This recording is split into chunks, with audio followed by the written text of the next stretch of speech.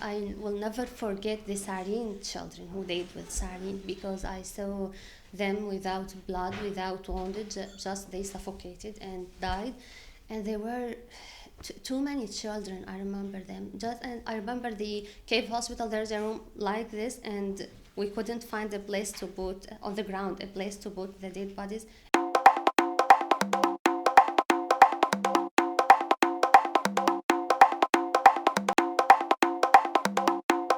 In Idlib and its countryside, people are dying there, and they need everything.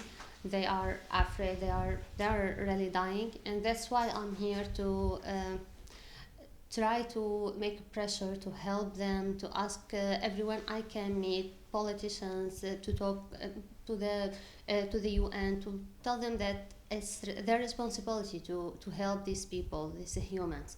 Now the situation is catastrophic. It's catastrophic situation. It's very bad now because about just during 2 months ago, about 1 million people were displaced from their countries to nowhere. Already the camps was crowded. A lot of people in the camps are suffering, but they have tents, and they are lucky because they have these tents. But other people now, about million, they have no shelters. They have nowhere to go. Their children are dying. They fled from bombing, but they are dying from cold now. This is very shame on international community to let them die in this way.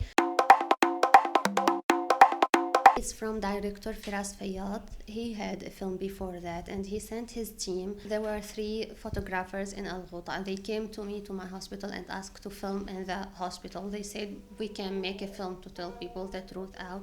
I said no for 3 times because it was very dangerous to film in the hospital, and it's already a target of bombing, and I was very busy, responsible for everything. I said no, I don't want that. After about 4 years of siege, bombing, starvation, and no one do anything for us, I was very hopeless. And then I said yes, we just want to tell people the truth because Assad regime was lie and lie. He said he's fighting terrorists, and we were not terrorists, civilians, about 100,000 child in Al Ghouta, and they were bombing hospitals, schools, not the faction centers.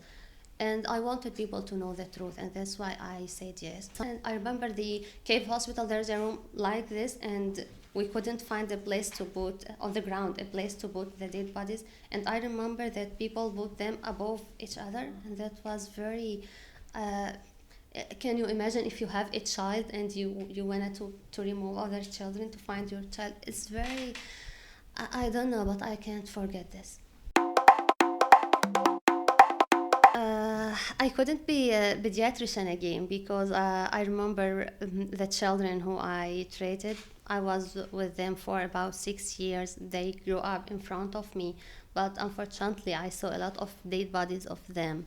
A lot of them has amputated their legs, their hand. It was very hard to me to see them like that. And when I started to work again as pediatrician, I couldn't. I remember them every moment, so it was a little difficult to me. But because I studied for 6 years medicine and graduated, I want to